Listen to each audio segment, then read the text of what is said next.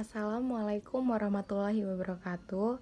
Perkenalkan, nama saya Vanessa Perwinasari dari reguler 3 tingkat 2 dengan NIM 18 15 40 11 45. Di sini saya akan menjelaskan tentang KET atau kehamilan ektopik terganggu. Yang pertama adalah pengertiannya. Pengertian dari KET adalah kehamilan di luar kandungan atau rahim yang kondisi ini menyebabkan pendarahan dari vagina serta nyeri yang hebat di panggul atau perut bawah. Pada kehamilan ektopik, sel telur yang telah dibuahi tidak menempel pada rahim, melainkan pada organ lain seperti tuba falopi.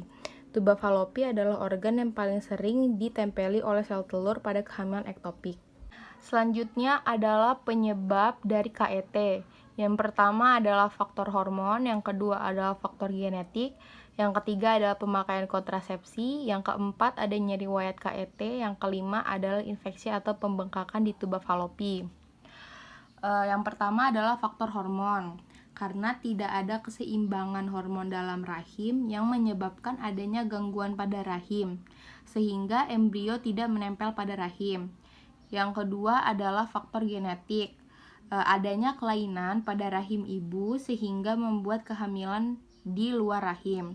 Yang ketiga adalah pemakaian kontrasepsi pada saat kehamilan. Yang keempat adanya riwayat KET. Jadi ibu pernah mengalami KET pada kehamilan yang sebelumnya, jadi menyebabkan kehamilan setelahnya berkemungkinan mengalami KET. Yang kelima adalah infeksi atau pembengkakan di tuba falopi. Infeksi ini terjadi sehingga menghambat jalan embrio ke rahim, lalu membuat embrio menempel pada tuba falopi. Lalu ada tanda dan gejala pada KET. Yang pertama adalah nyeri panggul, lalu pendarahan, setelah itu nyeri perut, lalu kram perut, dan rasa tidak nyaman pada saat buang air kecil atau buang air besar. Selanjutnya ada diagnosis. Diagnosis dilakukan dengan cara tes kehamilan, USG, lalu tes darah.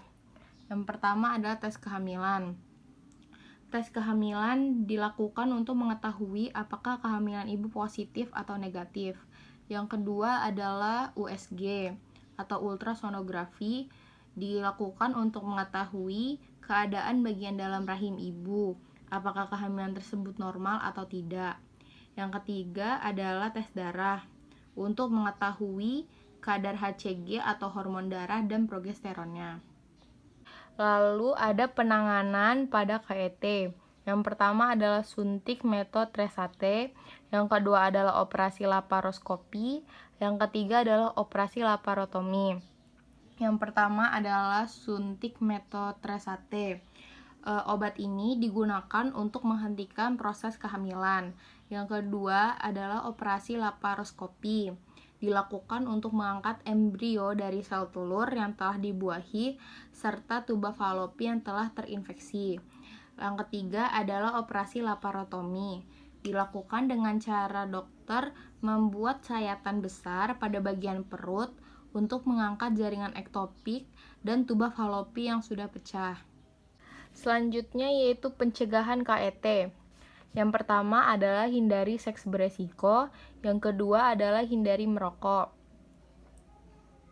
Yang pertama adalah hindari seks beresiko, yaitu seks yang dilakukan dengan cara menggonta-ganti pasangannya dan dapat membahayakan selama kehamilan serta membahayakan janin yang sudah terbentuk. Yang kedua adalah hindari merokok. Merokok merupakan salah satu bahaya pada kehamilan yang dapat menyebabkan abnormalitas pada kehamilan. Sekian penjelasan saya tentang KET atau kehamilan ektopik terganggu. Apabila ada salah, saya mohon maaf. Wassalamualaikum warahmatullahi wabarakatuh.